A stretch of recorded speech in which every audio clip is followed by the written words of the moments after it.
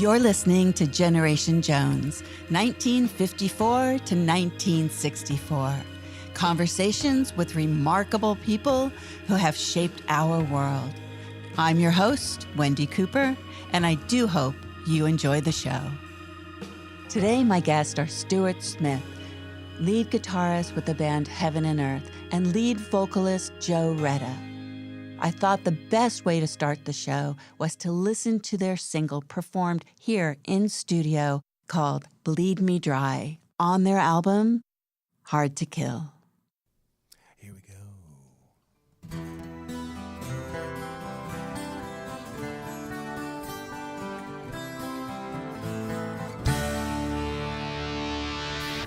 Dark secrets hide behind green eyes.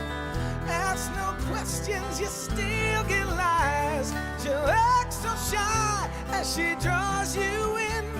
A pretty face can't hide a world of sin. She'll take your money, your heart and your soul. It's nothing personal, the love is just cold. There's no remorse, her heart is stone. The look in her eyes, oh, chill you to the bone.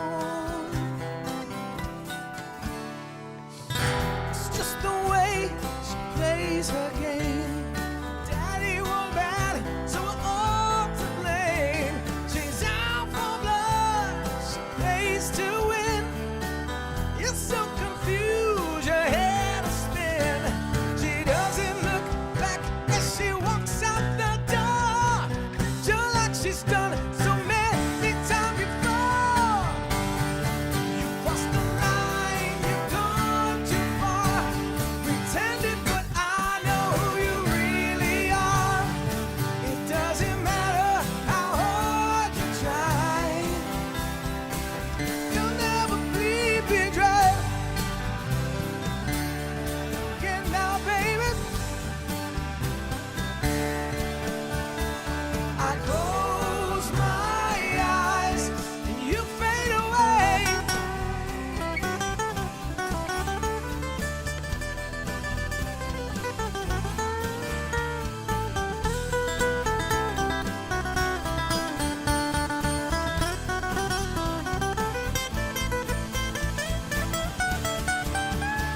She doesn't look back as she walks out the door, just like she's done so many times before. You crossed the line, you've gone too far. Pretended, but I know who you really are. It doesn't matter how hard you try. You'll never leave me dry. Made a mistake, you lived a lie. You cast a spell, how you mystify. I close the door as I say goodbye. You'll never leave me dry. You crossed the line, you've gone too far. Pretended, but I know who you really are. It doesn't matter how hard you try. Never bleed me dry. Don't forget now, baby. No, no, no. I close my eyes. I close my eyes. I close my eyes. You fade away. Yeah, you fade away. Yeah, you fade away. You never bleed me dry.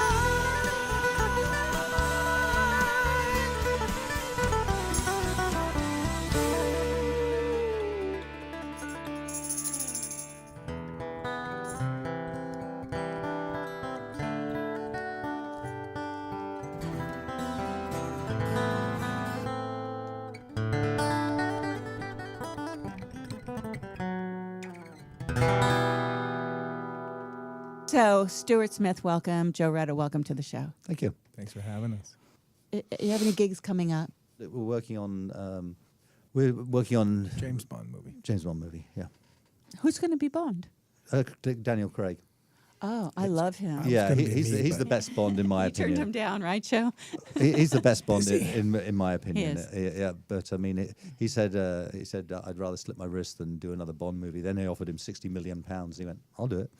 Oh my God, that's like, if 60 million. Well, the franchise makes 800 million when it off the Yeah. movie, so that's a drop in the bucket. Yeah. But I mean, he's great. So we wrote a song which we think is probably more Bond than any other Bond song that's ever been written. We're also writing new sort of heaven and earth type material, and we're talking to investors to get the band out on the road, because we know once we get in front of large crowds, we can win them over. We did Steven Tyler's last movie. We got 3 songs in that film, but the film didn't do that well, did it? No. What film was that? It was Call it Happy Birthday. Happy Birthday. And it was a good movie. It's just it wasn't promoted right at all. There was no, they got the movie done. It was a good movie. It was a great hook and everything else. And it could have been like the next Hangover. It was that good. Or you need to get in a television commercial, but nobody. I mean, Toyota or Road 4Runner or a but commercial, so people hear it. Then again, they're still they're up against the same thing. They have to buy a theatre to put it in and get it in there. No. I'm talking about song. advertising, the song in advertising. Well, in again, advertising. yeah, Vintage Trouble had their moment for a second there. You know who they are? LA band, Vintage Trouble. Very retro sounding, kind of funky. They did Stones tour and The Who, I believe. And they were in a Cadillac commercial or some big, just for a moment, and then now I don't hear anything. But that would be nice for everybody. But Yeah, Vintage Trouble, they're really cool. We're talking to a publisher right now, because that's what we need, a publisher that'll get out there and has the contacts and will get the stuff in movies. And we're talking to a company now, and I think that's going to come to fruition. The problem today is let's talk about that. Yeah, the music industry has changed so much. I mean, in the day, if a band liked you, they could just say to the record company, hey, we want this band to open for us. Or the record label would have one of their new bands, and they'd say, all right, we've got Aerosmith and all this, you're going out on tour with so-and-so. It's like Rainbow when they were huge with Ronnie Dio. Heart was on the same label, so the record companies just put them on. Now it's the music business is a mess, especially for what we call classic rock, because you can't get any radio play at all. I mean, it's all the stations that play like KLOS and this that just play classic rock. They play the same 200 songs ad nauseum, and so it was Hotel California, Wish You Were Here, and it's all they do. They just rotate these songs, and they don't play anything new by Aerosmith, the Stones, and certainly not us. So although there's a lot of good new classic rock. So what's the solution, Stuart? Well, go out and Or shoot what do them you all think personally. the solution is? Well, it's so as far as getting out on tour, basically. If you haven't had a hit, you can't get a hit. So you can't get a hit that way. If you can get something in a movie or a major commercial, because all the concerts now are owned by Live Nation and AEG. Right. So the only way that you're going to get on a tour with them is if you're known to the public. But although myself and Joe and the rest of the guys in Heaven and Earth have all been in big bands, the Heaven and Earth in itself hasn't had a hit. Right. And it's not going to, unless, like I say, we get something. Well, you can't have a hit unless you have a hit, and you can't have a hit unless people are listening to it and it's getting distributed and people can hear it. And right. Right. Yeah, unless we're lucky enough to get something in a commercial or a beginning of a TV that show. would be awesome. And we're trying to write even on the last record. There's a lot of songs that were aimed at potential movie spots that are real picture, real image creating songs like Bad Man or Live as One. One was actually a sports anthem. So we're trying to write so that it's You're a little more commercial for that reason. Because that would be the only hope. We can't just write for ourselves. I mean, and hope they find the song, because right? this is me, which is great. But at least if the lyric content is there and it's meaningful, and identifiable with some like an image. Yeah. Some of the songs are like that. You know, there's people that actually have makes that sense. job, right? They have the job of finding the music that goes with, like, you know, Right. Grey's Yeah, if you- Anatomy was like, Yeah, known for. if you've got a good publishing company, they will do that for you, and we're actually talking to one now. That's one thing, because they will pitch they will have their music supervisors that they know in the various movies and commercials and TV shows. So they would be pitching us. But to get on tour, if you're an unknown band, the only way to do it is, as I say, Live Nation owns all the tours. So the only way is you pay Live. You have to buy your way onto a tour. It's I just need to ask you. It's remarkable to me that the talent that you have, both of you, and the entire Heaven and Earth band has collectively, right? That it's so freaking difficult, you know? It just is. It's just the sign of the music industry, obviously. Yeah. But you know, it's just a shame. Yeah. Well, I mean, you have to buy your way onto a tour, and then, I mean, I get the business model. You buy your way onto a tour. You still have to pay for your own plane flights, hotels, tour bus, crew, band wages, what have you, and then you do like to get on a major tour where you're playing to 20 to 50,000 people a night, and you do a world tour with sort of maybe 2 or 3 bands or just one band, and then once you've done that, you're well enough known that you've garnered enough fans, because you're going to win half the fans over at least every night. And at that point, then Live Nation say, okay, well, we'll now take you out on the road and pay you, opening up for somebody else. And then you get big enough, and they'll take you out on the road, and someone will pay them to open up for you. So that's the way the business is now. So unless you can come up with about $3 million, you don't get to tour. Can I ask? I'm gonna ask Joe something. Sure. Joe, do you think that this is just something that has happened because of modern technology, or is it because people don't really want to see 80 type music rock band? I'm not classic rockers. I'm not sure. Where is it coming from? What's the genesis? Is this, you know, there's 50 million people our age in this 10-year span, 1954 to 1964. That's 50 million people in the United States. Imagine worldwide how many there are. That we still love classic rock. We grew up with it. We love it. And it's very broad what classic rock is. Well, the kids do as well. I mean, you go to a classic rock concert, half the audience is like 12 to 20. So what is that big giant block in the room that isn't letting people get over it? I think it's a complex answer. You do? That you're not prepared to? Well, it's just the corporations have taken over everything. So now. it's no longer about talent. No. It's only about money and putting bums on seats, as they call it. So I mean, unless you. So they want a guaranteed sale, basically. Yeah, so is I what mean, they want. They want to know that they've got this many seats, and they're not even going to take a chance on you. They want to be guaranteed that. Yeah, as I said, it's not like the old tickets. days where not even give you a chance. Where a record company would put a band on tour with their artist. There was no governing body to say no, you can't do this. They just do it, and they tell the agents, okay, book a tour, and the tour is Rainbow and Heart, and that was it. Well, then now it has to go through Live Nation will buy the tour, and they will own that tour. And then they decide who to put into the tour. Yeah, and as I say, so I get the business model. It's like it's just the way things are. So let me ask you this question, so I understand. So Live Nation decides to buy the tour, have the tour, or whatever. Are they buying the artists that are already booked for the tour?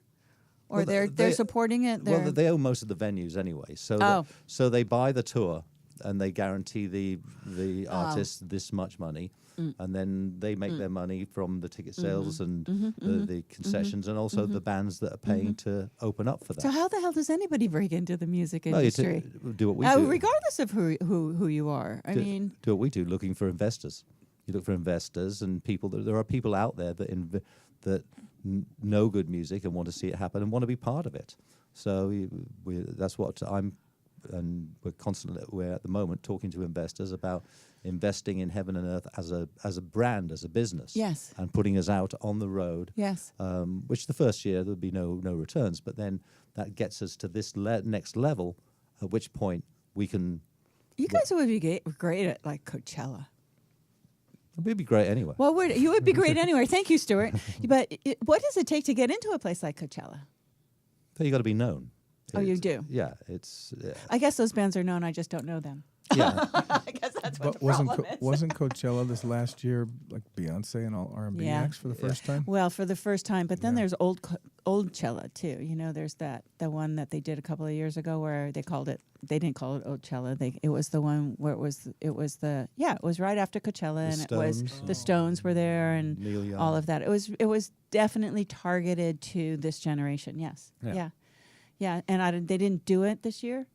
They did it the year before, so I don't know why it didn't come back. Probably because they were scared that there was going to be this really big rock festival happening. Then it scared them away. That's a private joke, people. People are still buying rock and roll concert tickets. Def Leppard and Journey just did amazing this past year. So people still want it, and people are kind of getting sick of the in-the-box, auto-tune, drum machine, same old. Yeah, that's what Gonna I get don't older understand. because there's no soul. But thank God there's some good singer-songwriters out there that are coming up, which I like. But Yeah, but there's but nothing. the impact, nothing. the stuff that used to Yeah. kick your ass, Yeah. that's what's missing. Nothing. There's nothing. There's nothing like going to a live performance and watching you perform live, watching the sweat drip off, watching you turn the microphone the wrong way or whatever. Yeah, and there's. I mean, you know, I'd like to be amazed. I mean, I haven't by. I mean, like I was when I saw in my early days, like Richie Blackmore, Jeff Beck, Eric Clapton, Jimmy Page, Robert Plant, Paul Rogers. These guys, I'd hear them, and I was blown away by their talent. Now I go, oh my God, you are awful. I mean, it's funny. I went into our studio once, and our producer's producing a band. I said, you know these guys really suck, don't you? He said, yeah. Went the next day, it sounded great. And, of course, the computer has put the drums into time, the guitar into tune, the bass into time, the singer into tune, which is, Okay, so there's not only fake news, there's fake music. Yeah, basically. pretty much. And that's why, I mean, a lot of these bands have tracks that they play to, or they just suck. Or they just never really, like, if they were told that they had to, like, do a live gig, they probably wouldn't be able to do it. Oh yeah, it's really what you're saying. Like I've always said, you put Lady Gaga or Rihanna or any of these people on stage without all the dancers and the lights and everything else, they would suck. I disagree. I don't at all. I think Lady Gaga is fantastic. I think Lady Gaga is great too, and Great tonight I am songwriter, going piano to player, see. singer. Yeah, I totally Lady disagree. Gaga. No, but Rihanna maybe. It's what when they're up there and they're dancing and they're doing and they're singing at the same time. That's when you know that they're not really singing, because nobody can dance like Jennifer Lopez. How they do all that really cardio dancing, and yet they're supposed to be singing also into a microphone. Mick Jagger does it. What happened to them true. breathing? Yeah, Mick Jagger does it. The guy runs 7 miles a day and he's over 70. It's Pink's still killing it up there with that. Arrow. Pink? yeah. How old is Pink? She does her arrow. Pink's got to be in her 40s. Pink's only in her 40s. She's amazing. She's very fit. Yeah, but most of these bands, I mean, as I say, you take away all the lights, the dancers, and the shark costumes and all the rubbish, you're left with a load of rubbish. Well, how do you really feel about it? What about the water bottle costume from SNL? Who did that? I haven't seen What's that. his- Kanye did it. Oh my Lord. Oh, wait, the other night? I didn't see all of Conway's performance We can the other move on. night. Yeah, I did not see all of it, but I did love the SNL show, but I did not see the whole Kanye thing. I'll probably turn it off. Yeah, we can move on. Yeah. Okay, so we're going to take a break. And when we come back, we're going to do a whole segment where we are going to listen to some fantastic, real music. And I can't wait. Cool. So we'll be right back. You're listening to Generation Jones, 1954 to 1964. Conversations with remarkable people who shaped our world. Make sure to subscribe wherever you get your podcasts. On today's show, we dive deep into the state of the music industry, human trafficking, and, of course, cannabis.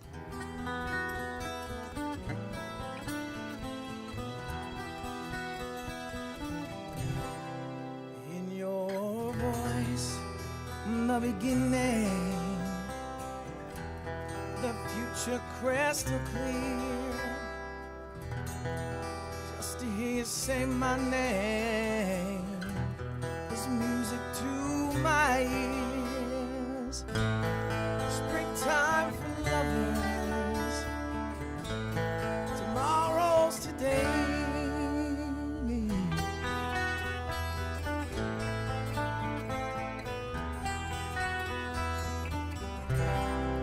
Bringing out the best in me. Trust and believe. I hope to see your face.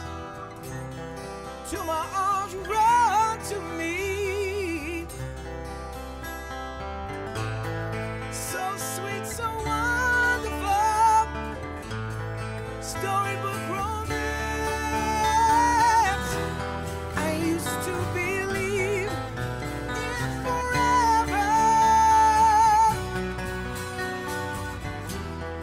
I thought I knew what it was. It used to be so easy. Now I just don't know what love is anymore.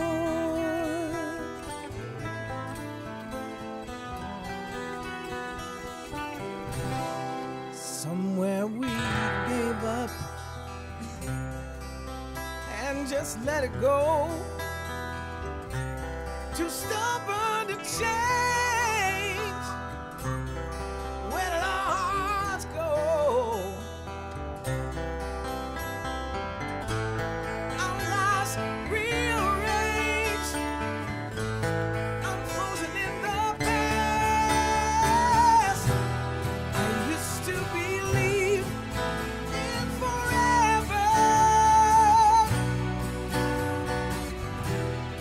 I thought I knew what it was.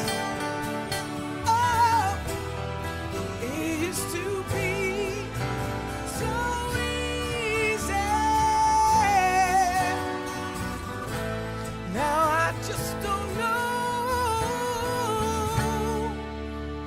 what love is anymore.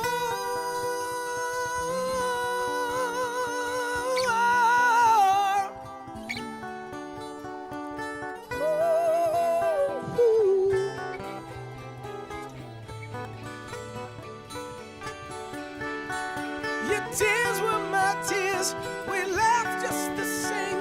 Made love in one flesh, sharing real heartbeats in time. Oh,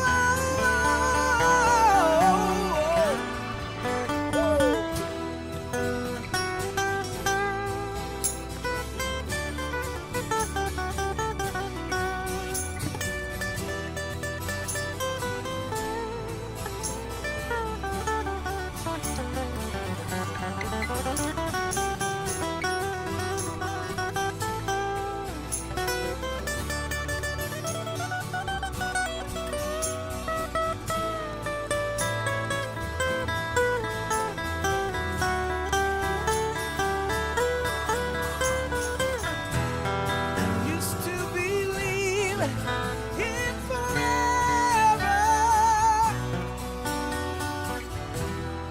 I thought I knew what it was. Ooh, it used to be so easy.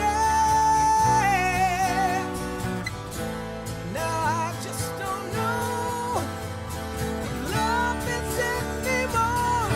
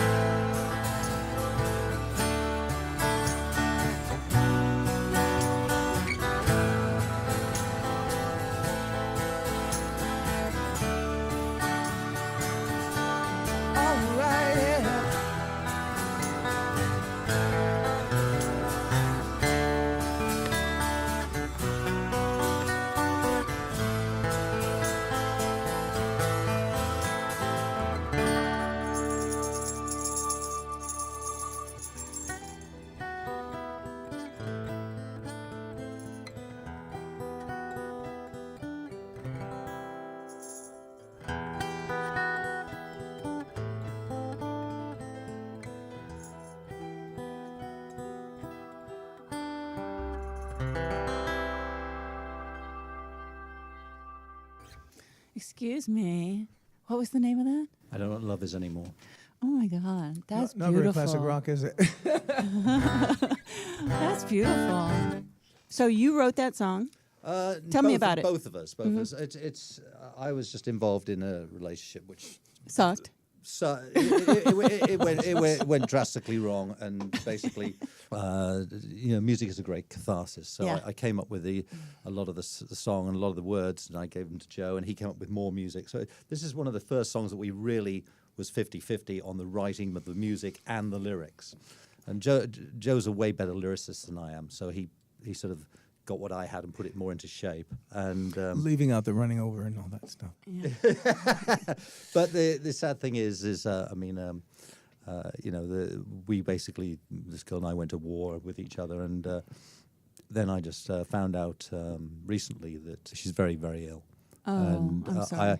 I reached out to her, and she just wrote back, please forgive me for everything. And I wrote her an email just saying, look, I'm really sorry, I'm praying for you, and let's just, I sent her a load of pictures of us together when we were good, and said, let's just remember each other like this. Then I hired a sniper to pick her off. I was going to say, did your L.A. police off? Because, Stuart is a, what do I call you? You are a cop, right? I'm a specialist reserve police officer with the LAPD. Okay. And you go out on, like, missions with them, right? Yeah, I work with ICAC, which is the Internet Crimes Against Children. So we go around busting pedophiles, and it's very worthwhile, especially considering what I know now about how prevalent it is and how widespread. Yeah.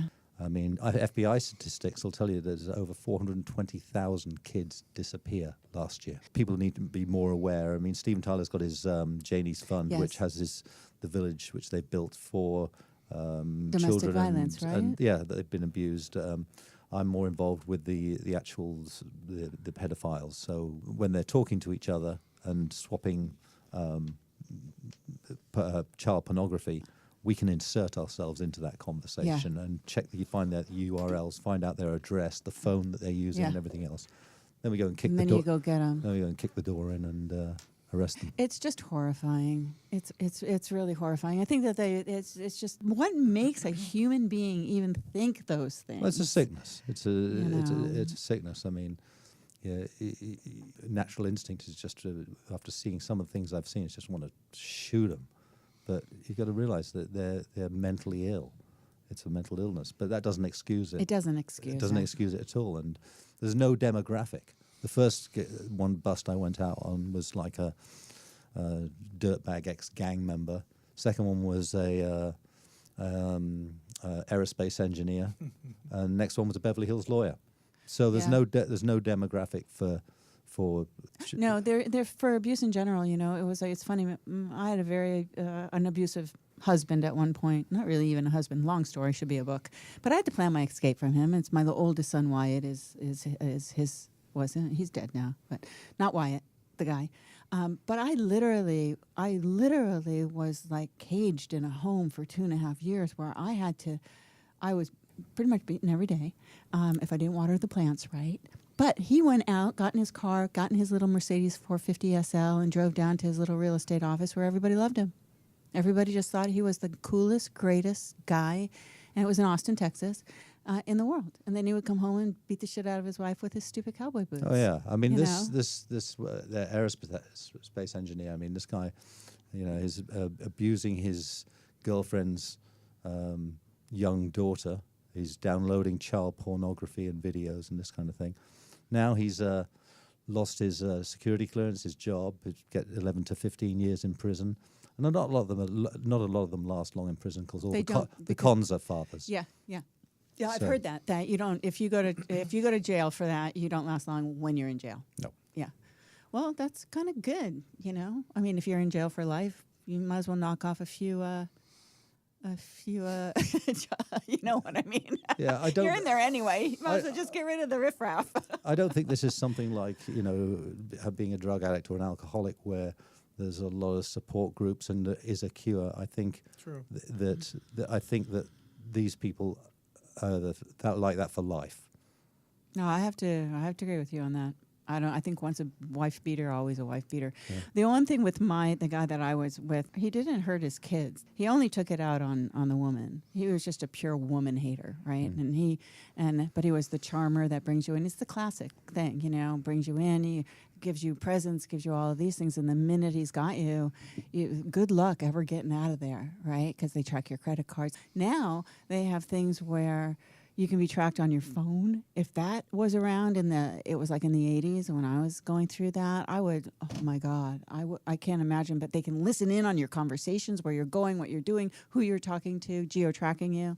So anyway. I can do all that. Okay, remind me not to date you, Stuart. No. Well, it's all the... I don't think anybody's going to date you now. That's their problem. Just be honest. I mean, it's like I just... Well, I think it's great what you do with the LAPD, because I know you dedicate a lot of time for that, and you do try to raise funds for them for different events and things like that. That's me and my SWAT gear. Oh, look at that. Bulletproof. Put it up to the camera. Can you see it? Or that one? How about that one? Bulletproof vest, Kelva helmet. And do you still have the video online of you getting tasered? Oh, yeah. Yeah. On your Facebook page? I got that here, right here. Well, nobody's going to be able to see that, so you can go to Stuart's Facebook page, and you can see him get tasered. And seriously, two big guys had to hold you up. Well, yeah, because it just freezes every muscle in your body, and you fall over. It's here you go. You just press play. So, did you take a taser home so you can taser Joe? Yeah, when he gets out of line? I've tasered him many a time. He needs it. Yeah. Have you really? Has he really, Joe? Ready? No?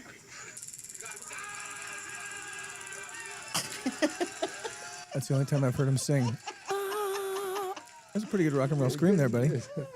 Yeah, with the LAPD to carry a taser, you have to be tasered, because some smart-ass lawyer in court goes, you know what you did to my client? Yeah, I've had it myself. It's no big deal. Oh. I mean, it just freezes you. It hurts like hell. It's the most painful thing I've ever had. Can I ask you, what compelled you to get involved in the LAPD? I was asked to play as one of the celebrities in the celebrity golf tournament that they held every year, where people pay to golf with a celebrity, and there's all these people. Brian from Mark and Brian was in it, and actors and football stars and all this, and so I got to know a lot of the higher ups, and I got to know a lot of the families who'd lost a provider just over something so stupid as a traffic stop. Guy had a bit of pot on him. He got 2 strikes, didn't want a third, shot the cop. And the families left without. Yeah. So, my heart went out to them, and I put on a concert at the Avalon, and I called Paul Rogers to ask him if he'd come and jam with us. He said, "Nah, I'll do better than that. I'll bring my whole band down," and he did. He flew his whole band down and played. That's pretty remarkable, huh? That was great of Paul, and so. We raised a lot of money for the Memorial Foundation, and so my name was sort of flagged on the LAPD computers, and I came out of the local Vons one night, and a couple came out, a big guy and a girl, and 2 guys ran out and identified themselves as store security. The girl ran, guy ran after. Big guy just threw his fist out and hit the security guard in the face, knocked him down, could have ran, but he didn't. He started getting on top of him and started pounding, so I ran over and shouted at him, and he got up and slung a punch at me. And I've been doing this shit since I was 14 years old. Yeah, so. But I read that you're Shotokan style, you're black belt in Shotokan. Yeah. So I accidentally fractured his arm, and then and then put him in a nerve hold and borrowed the guy's cuffs, cuffed him. And then I got a call from the LAPD saying, would you like to join us? They just said, this police report's come across my desk, and I said, am I in trouble? They said, no, quite the contrary. We've been watching the video from the surveillance video, and do you want to teach our guys some of that stuff you do? So I worked for the Davis Training Center for a while, like teaching recruits, and then moved on to ICAC, the Internet Crimes Against Children. That's what I consider really worthwhile. Yeah. And I haven't been out with them lately because I broke my foot, but... you have is that partially because you have your beautiful daughter, Sophia Stormy? Yeah. I mean, she's, I see her, and you're just taking them off the streets one at a time. What's your thing? Cooking. Is it cooking? Cooking, art, writing. Yeah? Yeah, what kind of art do you like? My son's an artist. Pen and ink. Oh, I like that Sculpting, too. although I haven't done it in a long time. But yeah. And what's your favorite? Artist at Is it heart. Italian? No, everything. Everything? Whatever's in the fridge. Oh, that's what I say. Whatever I got. What's for dinner? Whatever's in the fridge. No, I mean, I could cook fancy, but to me the most fun is taking just some simple stuff and making it Yeah. cool and weird and Yeah. fun. And Yeah, that's what I like to do that too. And everybody always says, "How do you do that?" I go, "Well, you got to look at what you got, right? And then you figure out what to do with it. You know, sometimes it turns out really bad, and other times it's really good. And don't ask me to make it again because I won't remember." Yeah, I'll write it down because there's no recipes. Just and try some of that. Yeah, I Go do the pick that the plant same over there, thing. Timmy. Bring it over. Well, What is that? A dead squirrel? Bring it. so can I ask you? I didn't ask you the question on air, but I do want to ask you guys the question. Now that marijuana is legal in California, is it okay to just like pull a joint out, pass the pipe around, pull out a bong, offer some people some chocolate with edibles? I mean, what is the etiquette? What is pot etiquette now? What do you think? Would you put it in your food? No, I'm kidding. Has the stigma because been it's been so removed norm. because it is a norm? Well, it's like That's not my it's thing, like I don't being know. overdoing alcohol. I mean, pot is obviously hard to overdo, but alcohol is at parties. I mean, it's like in front of kids, you don't want to. Well, let's take the kids aside. Let's say you have a mixed group of adults coming over I that you've think- never ever even It's- thought about getting high with or anything it's like legal that. now, so if you've got just a mixed group of adults, I don't Yeah. see any problem with anyone firing up a joint or passing around to anyone I mean, it's legal in California. I really appreciated you guys doing this. It's beautiful music. You're welcome. Thank you. Thank you guys for being here. You're welcome. I'd like to thank Tom at Orsi Digital Media for his support of the show and his wonderful sound design. I'd also like to thank Skylar Billish for his original score that I adore. Make sure to subscribe everywhere you get your podcasts and listen at 7:30 a.m. on Monday mornings on UBN Radio. Thanks for listening.